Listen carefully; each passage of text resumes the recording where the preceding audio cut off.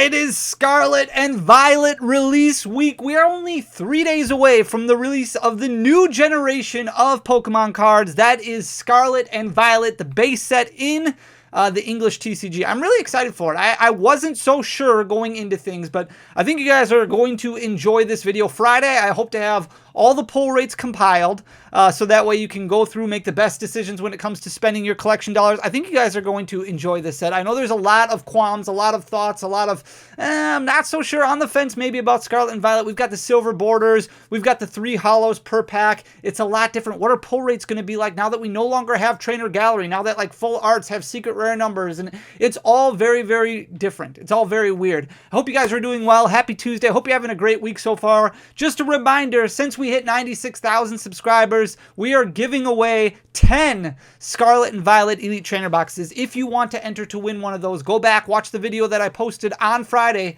where I opened up 2 Elite Trainer boxes, and then hit that subscribe button, leave a like and a comment on that video. Come back this Friday. I will tag all the winners in the description of this Friday's video when we hopefully release pull rate numbers for Scarlet and Violet. And then we have to do our 97,000 subscriber giveaway because we're already at 97. And then we'll keep going every 1,000 until we get to that 100K mark, when we do like the most epic giveaway for Pokemon on YouTube ever. But I promised you guys we were going to talk about the master set of Scarlet and Violet. So I have an Ultimate Guard Zip Folio. This is a 480 slot Xeno skin. So you can buy these on Amazon for anywhere between $25 and $30 depending on what color you like. This is 480 slots, so it holds everything fairly well. Now this is just a normal master set, and unfortunately it is not 100% complete. It is very, very close, but I am missing one card, and I'm going to get into that in just a few minutes here. But it does hold everything extremely well. This is just a normal master set, so it's just got regulars, reverse holos, and then all the ultra rares. A lot of people think master sets are also going to contain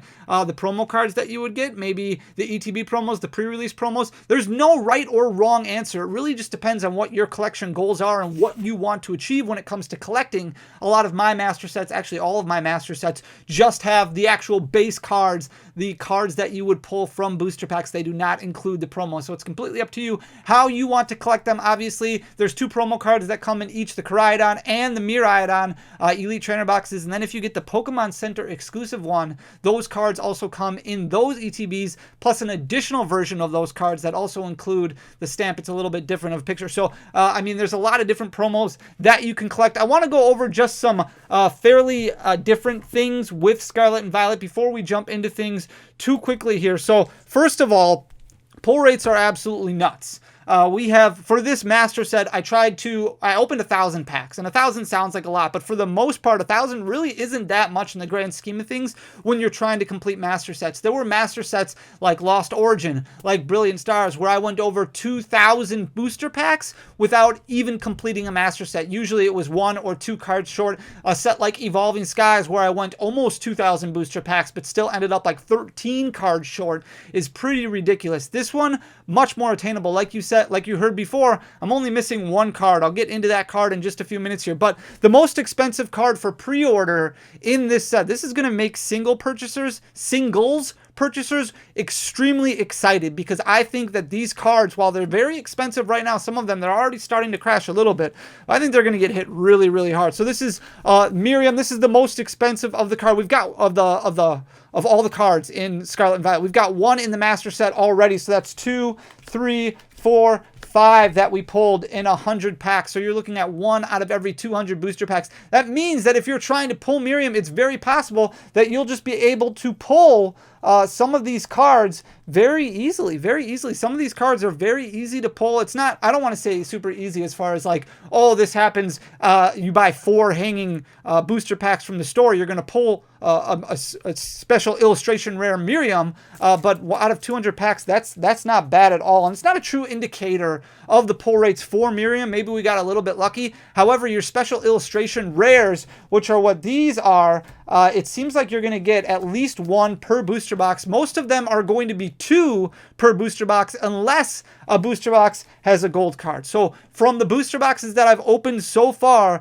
every single box has either had 2 special illustration rares or 1 special illustration rare and a hyper rare. Hyper rares are the new gold cards. So the rarities are completely all over the place. It's very confusing. You have double rares, you have ultra rares, you have hyper rares, you have illustration rares, and you have special illustration rares. Don't worry too much about all the correct pronunciations of all the rarities. That'll come over time. This is basically like a whole new Pokemon trading card game that is being introduced. We've got the silver borders, which will grow on you over time. We've went 25 years of yellow borders, so it's going to take a lot of time to kind of get used to all these changes, but I do think they will grow on people over time. The one thing that I'm not a huge fan of is the way that the regular EX cards do look. A lot of people have said they look kind of fake, and they do have this very glossy finish to it. They have a little bit different weight, but for the most part, it's consistent with what we've seen in the past. The booster packs themselves have different weights. They're a little bit better quality now than what we've seen in the past.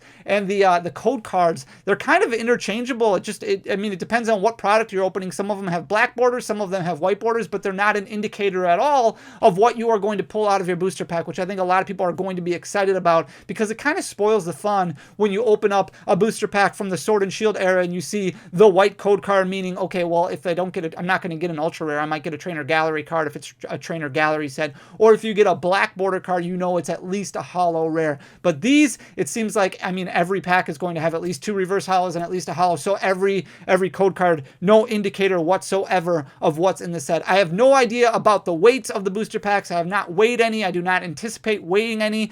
So there'll be, I'm sure, other videos that are recorded down the line from other creators that you can kind of follow up to see if these can be weighted or not. And then the big difference in the packs is that trainer cards are all over the place. It's a lot different than what you're used to from the Sword and Shield era, where you won't get to any trainer cards until the end of the pack because they only come in the uncommon slot. These are kind of mixed in all over the place. It won't be weird for you to open up a booster pack that only has like 3 common cards in it, and that's it, or 3 uncommon Pokemon in it, and that's it. And the rest of them are made up of trainers, and then your reverse holo and your holo. There are times where you'll get 4 or 5, 6 trainer cards in one booster pack. So it's pretty crazy seeing all these trainer cards going up all over the place. That could change things for bulk moving forward, especially with the introduction of the Scarlet and Violet era. We'll see what happens as time gets closer, or as time passes, more and more Scarlet and Violet sets release. The other thing that I wanted to mention, quality control does look a little bit better in this set than what we're used to. There are some still instances of bent cards or of some whitening issues,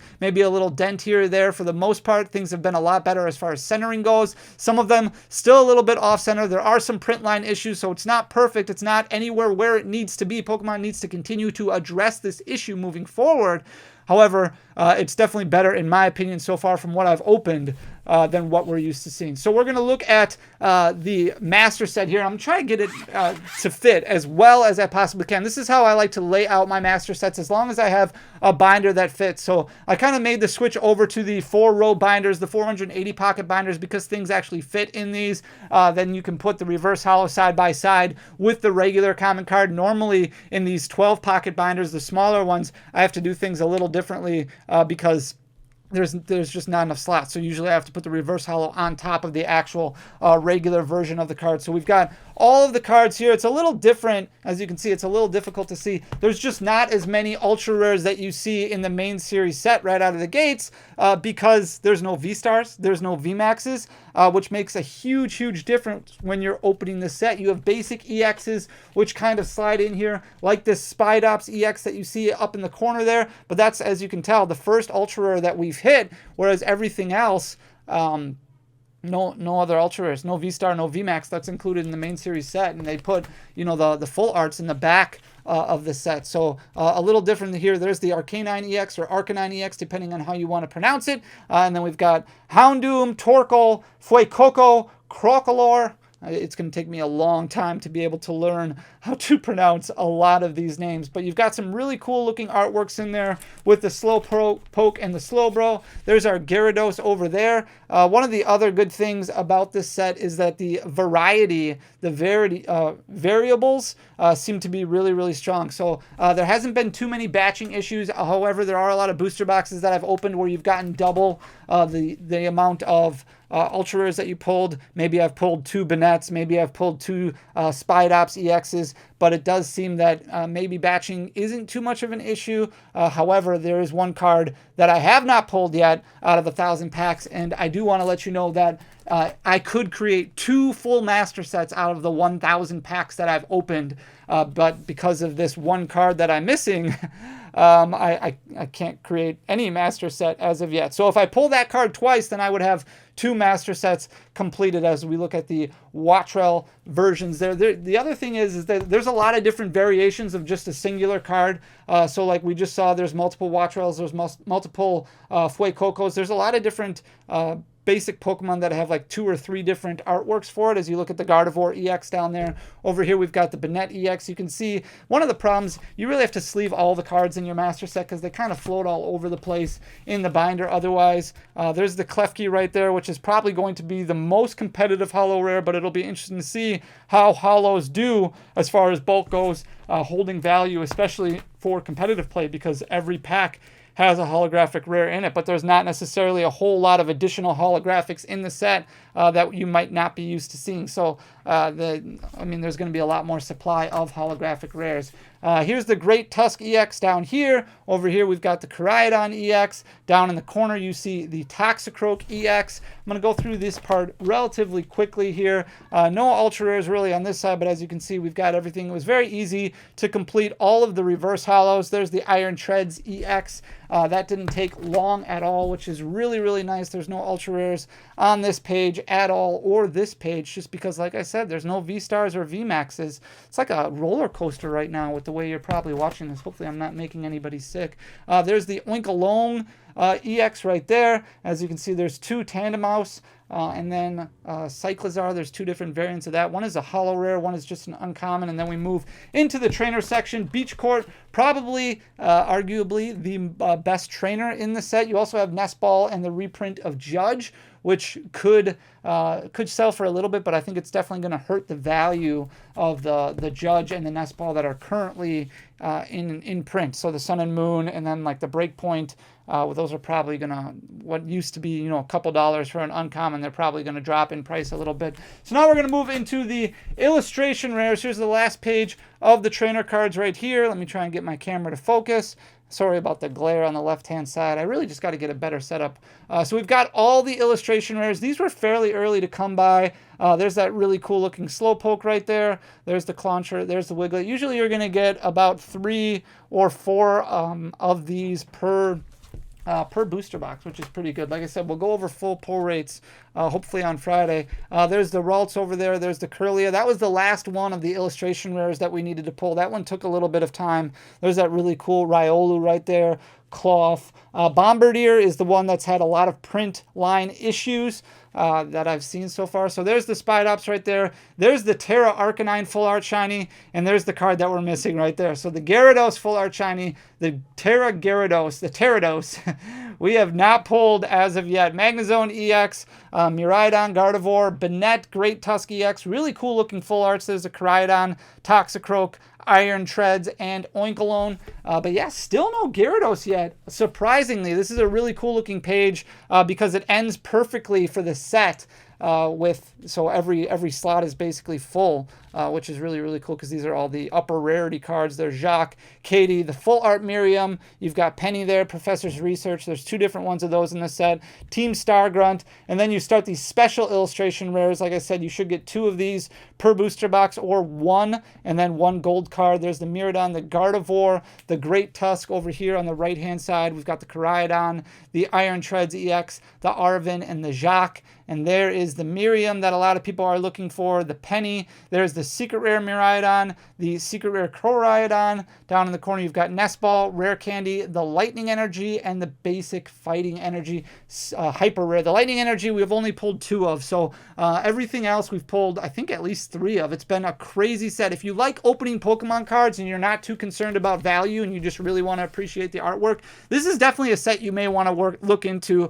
I really enjoy opening it. It makes you feel like you're opening a booster box that actually you get hits, and it's okay to not necessarily get a ton of value as long as you're enjoying yourself, having fun, getting hits, appreciating that artwork, and like I said, having a good time. You don't have to worry too much about the money that you're putting into it because it feels like you're actually getting something out of it versus an Evolving Skies booster box where you might open up 12, 13 packs and you get like a holo rare and that's it out of your booster box. So let me know what you think down in the comments section down below. Thanks for taking the time to listen to me ramble for 15 minutes. I really appreciate you guys. Hopefully I can pull that Gyarados soon out of these last additional packs that I have to open up before I can get you pull rate numbers, which I said hopefully, like I said, I can get for you on Friday. It's going to be a little slow on content this week. We'll have another video on Friday, but that might be it this week just because of the Fort Wayne Regionals. I hope to see you guys there.